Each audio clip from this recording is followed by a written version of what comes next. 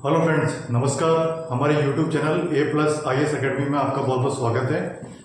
आज हमारी political science subject की क्लास होगी और हमारा जो टॉपिक रहेगा वो रहेगा भारतीय संसद। ठीक है, भारतीय संसद, उसमें जो दो सदन होते हैं संसद के, लोकसभा और राज्यसभा, निम्न सदन और उच्च सदन, उसके बारे में हम स्टडी करेंगे। सबसे पहले पढ़ेंगे हम भारतीय संसद, यानी मैं आपको भारतीय संसद के बारे में पढ़ाऊंगा और भारतीय संसद की स्टडी हम पॉइंट टू पॉइंट स्टडी करेंगे, यानी पॉइंट टू पॉइंट चलेंगे। ठीक है, तो हम स्टार्ट करते हैं। भारतीय संसद, ये हमारा टॉपिक रहेगा आज। इसकी स्टडी पॉइंट टू पॉइंट होगी। इसमें देखिए, सबसे पहला पॉइंट ये है कि भारत में संघीय स्तर पर कानून निर्माण का कार्य भारतीय संसद का है। जो भारत में संघ स्तर है ना, संघ स्तर पर जो कानून निर्माण है यानी लॉ फॉर्मेशन, उसका जो मेन कार्य है वो हमारी भारतीय संसद ही करती है। ठीक है, clear. Point number first. Point number second, संसद भारत की सर्वोच्च विधायिका है, यानी संसद भारत की सर्वोच्च विधायिका, यानी विधायिका से रिलेटेड जो भी काम है वो संसद में होते हैं। जो भी विधेयक पारित होते हैं लोकसभा में या राज्यसभा में, वो संसद में ही होते हैं। ठीक है, क्लियर। पॉइंट नंबर थर्ड, संसदीय शासन प्रणाली को वेट मिश्रण मॉडल भी कहते हैं। जो हमारे देश में संसदीय शासन व्यवस्था है, यानी संघात्मक शासन व्यवस्था है या कहीं एकात्मक शासन व्यवस्था भी है, उसको वेट मिश्रण मॉडल भी कहते हैं। ये देखिए, वेट मिस्टर मॉडल के नाम से भी जाना जाता है। ठीक है, अब है पॉइंट नंबर 4।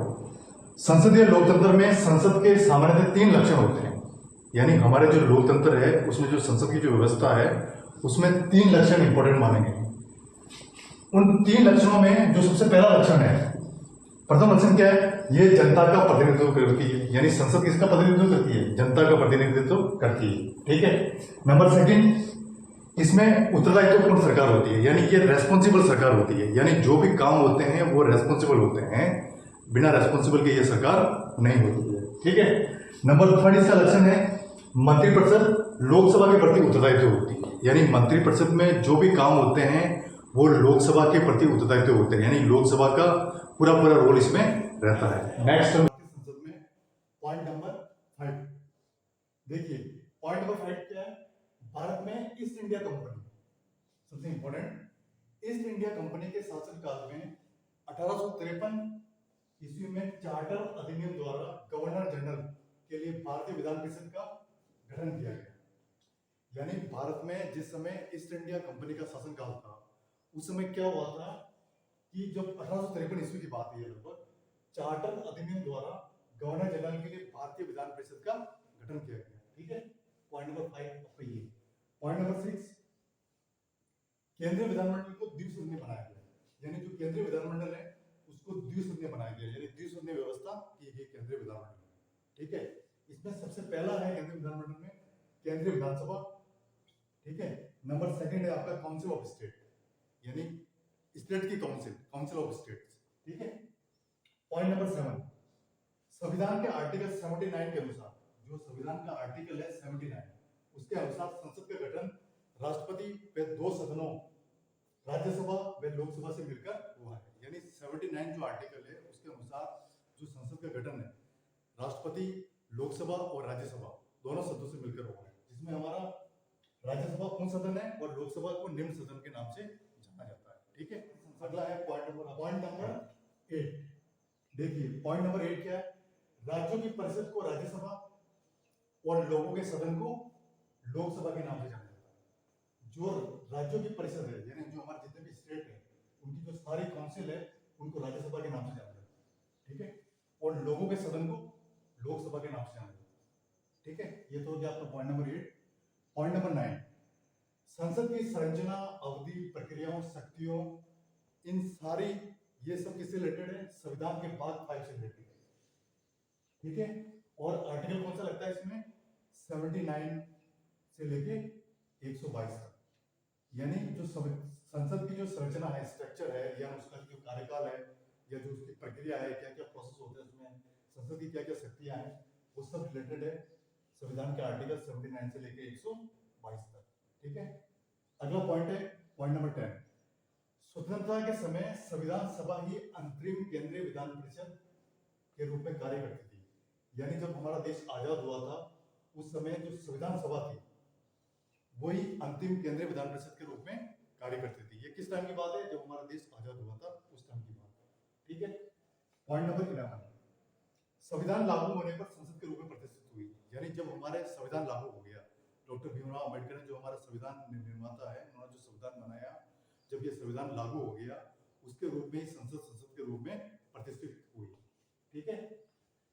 पॉइंट नंबर 12, 3 अप्रैल 1922 को राज्यसभा के गठन तक संसद एक सदनीय थी।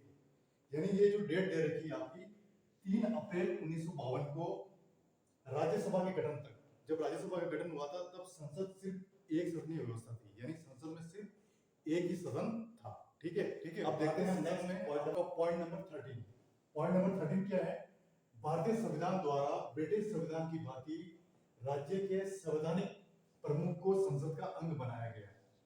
देखिए, जो भारतीय संविधान के द्वारा जो ब्रिटिश का संविधान है उससे रिलेटेड बात को शामिल करके राज्य के जो संवैधानिक प्रमुख है उसको संसद का अंग बनाया गया। यानी राज्य का संवैधानिक प्रमुख कौन होता है? राज्यपाल होता है, उसको भी संसद का अंग बनाया गया। ठीक है। यह है पॉइंट नंबर 13।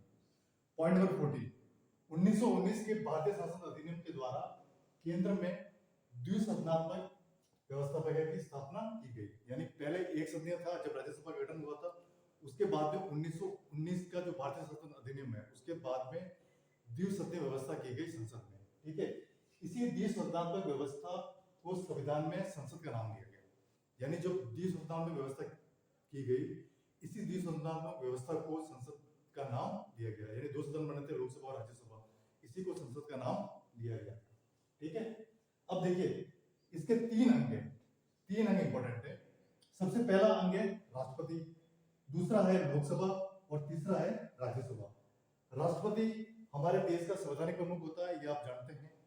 और विधायक का विधेयक पारित करना, अध्यादेश जारी करना, ये भी काम राष्ट्रपति का होता है। और इससे पहले हम राष्ट्रपति की स्टडी कर चुके हैं डिटेल में, इसमें मैं आपको इतना ही बताऊंगा।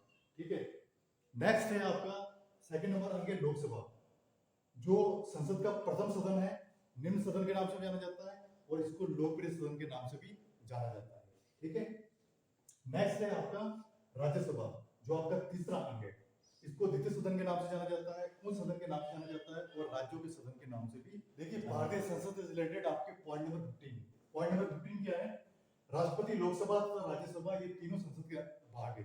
यानी राष्ट्रपति, लोकसभा, राज्यसभा ये तीनों संसद के अंग है, भाग है, भाग भी कह सकते हैं। लेकिन राष्ट्रपति किसी भी सदन का सदस्य नहीं होता। ये तीनों ही संसद के अंग है, राष्ट्रपति भी इसमें शामिल है। लेकिन राष्ट्रपति ना तो लोकसभा का सदस्य होता है, ना ही राष्ट्रपति राज्यसभा का सदस्य होता है। ये बात आपको याद रखनी है, बहुत इंपॉर्टेंट है। ठीक है। आगे हम भारतीय संसद की स्टडी टेबल के रूप में करते हैं। ठीक है। देखिए सबसे पहले संसद किससे रिलेटेड है? संविधान के पार्ट 5 से रिलेटेड और आर्टिकल 79 और 122 से ये रिलेटेड है संसद। ठीक है। अब संसद के 3 अंग होते हैं। सबसे पहला है राष्ट्रपति, नंबर 2 है राज्यसभा और नंबर 3 है लोकसभा। राज्यसभा का जो आर्टिकल है आर्टिकल 80 और लोकसभा का जो आर्टिकल है आर्टिकल 81। ठीक है। अब है राज्यसभा।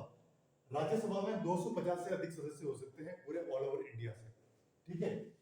और इसको 2 पार्ट में डिवाइड किया गया है। जो 250 सदस्य हैं, 12 सदस्य तो राष्ट्रपति द्वारा मनोनीत होते हैं और 238 सदस्य राज्यों एवं संघ राज्य क्षेत्रों से निर्वाचित होकर आते हैं। ठीक है। और वर्तमान में जो सदस्यों की संख्या है 233 है, अभी प्रेजेंट टाइम में 2024 तक। 233 में भी राज्यों से तो 225 है और संघ राज्य क्षेत्रों से 8 है। यानी 225 और 8 मिला के हो गए 233। ठीक है। ये तो हो गया आपका राज्यसभा के बारे में। अब है नेक्स्ट, थर्ड है लोकसभा। लोकसभा में टोटल सदस्य हो सकते हैं 552 से अधिक सदस्य हो सकते हैं ऑल ओवर इंडिया से। ठीक है। इसको भी 2 पार्ट में डिवाइड किया गया है। राज्यों से 530 सदस्य हैं और वर्तमान में है 524। यानी वर्तमान में जो लोकसभा सदस्यों की संख्या है 524। और दूसरा, केंद्र शासित प्रदेशों से 20 से अधिक सदस्य हो सकते हैं और वर्तमान में है इसकी संख्या 19। ठीक है। ये तो होगी हमारे भारतीय संसद के बारे में एक टेबल के रूप में हमने स्टडी की है। ठीक है।